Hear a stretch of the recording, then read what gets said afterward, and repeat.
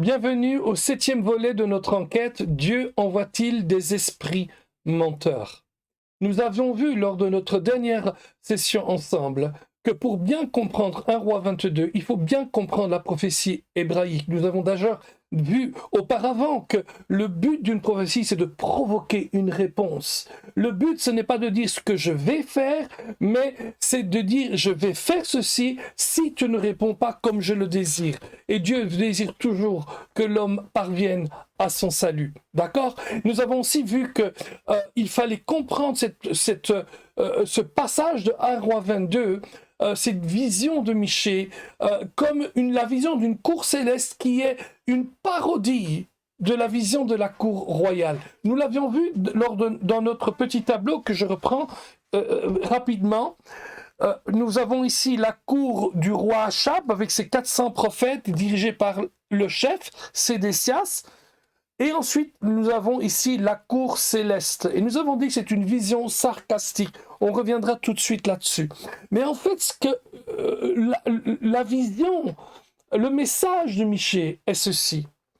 Autant il est absurde de croire tes faux prophètes en disant qu'ils viennent de Dieu, parce que cela équivaut à dire que Dieu enverrait un esprit de mensonge. Alors il est clair que Dieu n'envoie pas d'esprit de mensonge. Dieu est vérité. La Bible parle de Jésus comme le véritable. Il ne peut pas envoyer d'esprit de mensonge. Mais cette vision a été donnée pour faire comprendre l'absurdité et de l'entêtement du roi Achab. Nous allons continuer, bien sûr. On vient de parler de Sédécias qui est le chef de ces prophètes et qui très vite se sent visé. Il s'offusque de l'accusation de Michée. C'est un esprit menteur qui sort de la bouche de tes prophètes, disait le prophète Michée. Et Sédécias est le chef de ces prophètes. Et Sédécias persiste. Pour lui, tout cela vient de Dieu. Il se trompe, bien sûr. Il se fait berner par un esprit de mensonge. Il frappe Michée à la joue et il espère peut-être une réaction mal placée de Michée. Mais le prophète garde son sang-froid. Il ne se laisse pas faire. Lorsqu'un homme est envoyé par Dieu, il ne se laisse pas intimider par l'interlocuteur. Il sait qu'il parle de la part du Seigneur. Voyez-vous, la vision satirique mêlée d'ironie de Michée doit être comprise comme ceci. Roi Achab, loué, on va reprendre le petit parce que ça va être beaucoup plus simple. Loué les services de Sédécias pour qu'il prophétise ce que tu veux entendre est aussi absurde que de me faire dire que Dieu louerait les services d'un esprit menteur. Je t'ai déjà donné le verdict de Dieu. Tu perdras et tu mourras. C'est cela ma prophétie. C'est cela ce que l'Éternel m'a ordonné de te dire. Je n'ai pas besoin d'en rajouter. Mais toi, ô roi, tu refuses d'écouter la voix de Dieu. Tu maintiens ta position.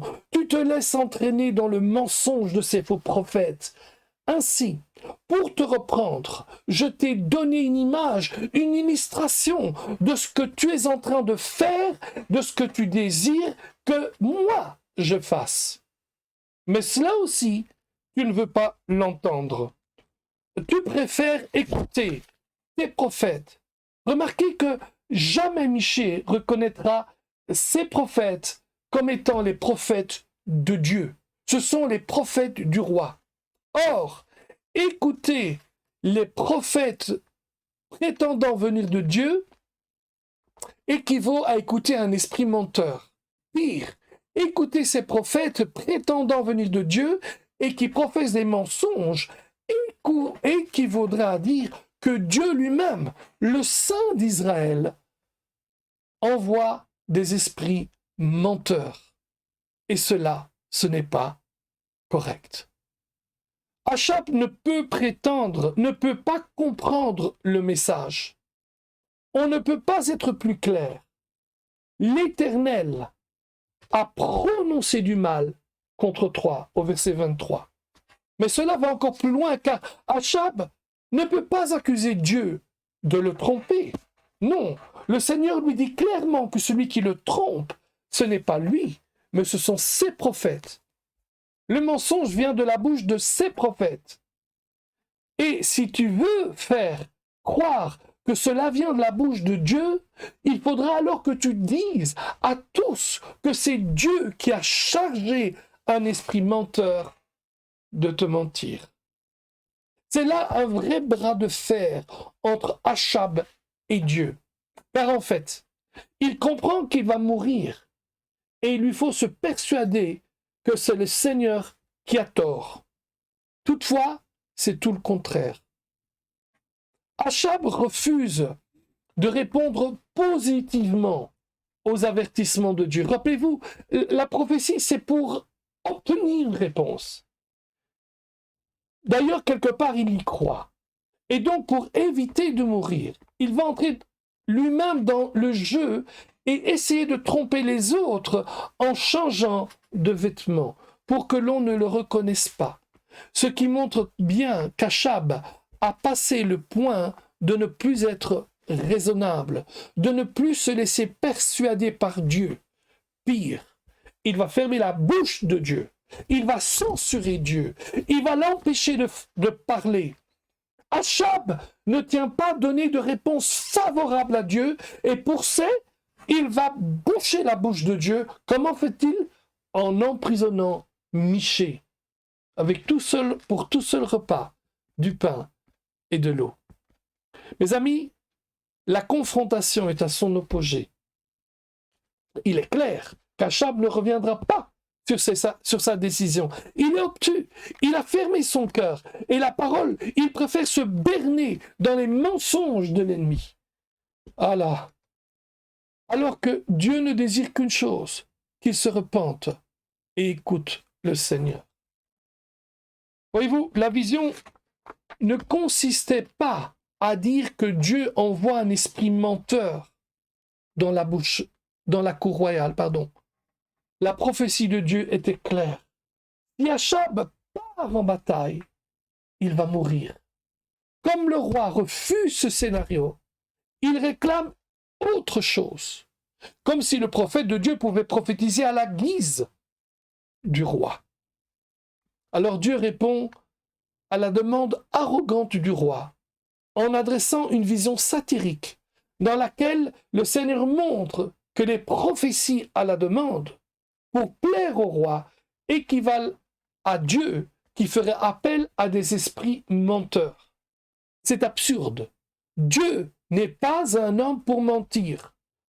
Aucune prophétie ne doit se faire à la demande et aucune ne doit être prononcée pour plaire au roi ou à l'homme, mais doit représenter la parole prononcée par Dieu. Remarquons que le roi n'est pas dupe. Ce qui suit est difficile à interpréter. Il semble qu'il se laisse avoir par une auto-tromperie et cela ne le convainc pas complètement qu'il est dans le bon. Ou alors il s'est laissé convaincre par Sédécias et ose encore espérer que Michée se trompe. Mais parfois, ou par superstition, Achab invente un stratagème pour leurrer l'adversaire. Au verset 30, on voit qu'il se déguise, probablement en simple officier, mais en dépit de tout cela, en dépit de ses précautions pour éviter de mourir, une flèche perdue touche le roi au point faible de sa courasse. Au verset 34. Touché mortellement, Achab ordonne à son conducteur de char de le conduire hors du champ de bataille. Mais le soir même, le roi mourut, comme l'avait annoncé le prophète. Les paroles vraies de l'Éternel se sont réalisées. Ce n'était pas ce que le Seigneur voulait, mais c'était la conséquence du refus d'Achab, de donner à Dieu une réponse positive. Pour Achab, la parole de Dieu n'avait aucune valeur. Tout au long de la Bible, nous pouvons voir ces gens qui ont été avertis, mais qui n'ont pas entendu ou tendu l'oreille à ce que Dieu leur disait. Toute rébellion se termine par la destruction, par une chute. Pensons donc aux fils d'Élie, rejetant les conseils de leur père dans un Samuel 2, à Absalom qui rejette les conseils des plus anciens dans 2 Samuel 17, à Jéroboam qui cède aux conseils insensés dans 1 Roi 12, à Amatsia qui décide d'aller en guerre en soldant une armée d'Israël, et c'est en dépit des avertissements précis d'un homme de Dieu dans 2 Chroniques 25. Or, à chaque fois, c'est le même scénario. Chacun reçoit de mauvais conseils et par leurs actions a déjà démontré son opposition au dessein recherché par Dieu. Ceci ne peut que nous reporter vers les paroles du psalmiste. Fais de l'Éternel tes délices, et il te donnera les désirs de ton cœur. Mais si le Seigneur n'est pas l'objet de notre joie, alors les conséquences sont aussi là. À plusieurs reprises, le roi Achab a été l'objet d'un jugement à son égard. Et quoique cette fois-là, il se repent, on voit ça dans 1 Roi 21, il ne fait que retarder le verdict qui lui est attribué, car il ne fait que se rendre imprésentable devant Dieu. Il se dresse constamment contre lui et se moque bien de ce qu'il dit. La seule personne qui l'écoute est probablement sa néfaste épouse, Jézabel. Il est tout simplement intraitable. Sa constante défiance de Dieu le conduit à sa perte. À la fin, alors même que Michée veut le préserver, il résiste aux avertissements véridiques du prophète.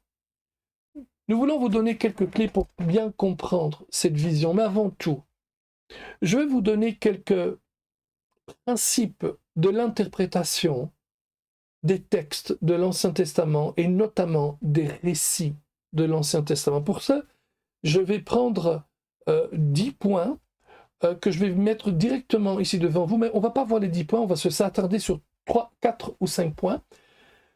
Mais 10 points que je place aussi ci-dessous dans la description de cette vidéo, qui sont issus du livre de Gordon Fee, qui était un des grands théologiens qui vient de partir avec le Seigneur il y a quelques mois, un des grands théologiens pentecôtistes d'ailleurs, mais mondialement reconnu, et qui a écrit ce livre How to read the Bible for all it's worth. Je ne sais pas s'il existe en français, mais comment lire la Bible pour tout ce qu'elle vaut, pour en retirer le plus possible. Et donc, il donne des conseils herméneutiques pour interpréter la parole de Dieu, et on va le voir ensemble ici. Voilà. On va pas voir ces trompetistes là, mais vous voyez, ils sont là. Pardon, voilà, donc ça commence par ici. Hop là. Un exemple, un récit de l'Ancien Testament n'enseigne généralement pas directement une doctrine. Mais on va les voir tous ensemble. En fait, on va les regarder directement ensemble. Donc, vous allez avoir ça dans la description ci-dessous. Mais allons vers les points qui nous intéressent le plus. Le premier point qui nous intéresse, c'est numéro 1 d'ailleurs. Un récit de l'Ancien Testament n'enseigne généralement pas directement une doctrine. Elle peut l'enseigner, mais ce n'est pas direct. En général, d'un récit, on ne va pas chercher une doctrine. D'ailleurs, le point suivant est important, et il va plus loin encore, il dit ceci, un récit de l'Ancien Testament illustre général une ou plusieurs doctrines enseignées ailleurs. Donc, si un récit enseignait une doctrine, il faut que cette doctrine soit enseignée ailleurs. Et que je sache, par exemple, dans notre étude, nulle part il est dit que Dieu ment. Au contraire, il est dit que Dieu n'est pas un homme pour mentir. Et en fait, le fait d'envoyer après quelqu'un pour mentir, ce serait aller contre la nature de Dieu. Le point 6 aussi est important. À la fin des récits, on ne nous dit pas toujours si ce qui est passé était bon ou mauvais. On attend de nous que nous soyons capables d'en juger sur la base de ce que Dieu nous a enseigné directement et catégoriquement ailleurs dans les Écritures. En d'autres mots, il n'est pas toujours dit dans le livre si c'est bon ou si c'est pas bon, si ce qui a été fait est bon ou pas. On le sait parce qu'on lit la parole de Dieu, on connaît la nature de Dieu, on connaît la nature de Jésus, etc. Tout. La Bible dit d'ailleurs, qui a vu Jésus a vu Dieu. Amen. Le point 8 aussi dit ceci: les récits ne sont pas écrits pour répondre à toutes nos questions théologiques. Ils ont des objectifs particuliers, spécifiques et limité et traite de certaines questions, laissant d'autres questions à traiter ailleurs et d'une autre manière. Et finalement, pardon, c'est fini. Voilà, donc ça c'est les choses que nous devons comprendre. Nous avons vu ces points, ils sont là, vous les voyez là devant vous. Donc c'est important pour nous de saisir cela. Donc, et on va terminer bien maintenant parce que on aura pas mal de choses encore à voir, mais nous avons remarqué que la prophétie est prononcée pour susciter une réponse, et de préférence celle que Dieu veut obtenir. L'énonciation des conséquences a pour but de les éviter. Le Seigneur ne désire pas que ces conséquences viennent sur un peuple, une famille ou une personne. Ce qu'il désire, c'est que le récepteur de cette prophétie puisse lui offrir la réponse qui empêchera ces conséquences de se produire. Dans Ézéchiel 22:30, il dit « Je cherche un homme parmi eux ». Ah ben je crois qu'on va aller le chercher, hein. Qu'est-ce que vous pensez de cela? Je cherche un homme parmi eux qui élève un mur.